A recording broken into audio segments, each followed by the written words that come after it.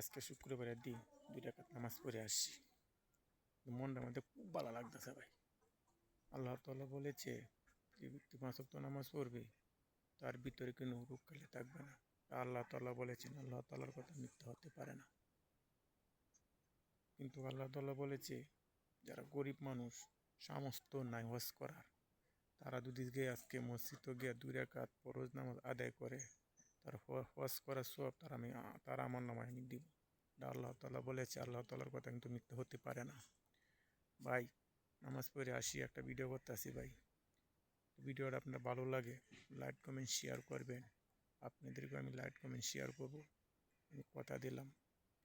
আমি কিন্তু মুসলমান ঘরের, মুখে দাঁড়িয়ে আছে, মাথায় টুপি, নামাজ পড়ে আসছি, ওয়াদা করলাম আপনাদের আমাকে লাইক কমেন্ট করেন, আমি আপনাদেরকে লাইক কমেন্ট শেয়ার করব ইনশাআল্লাহ।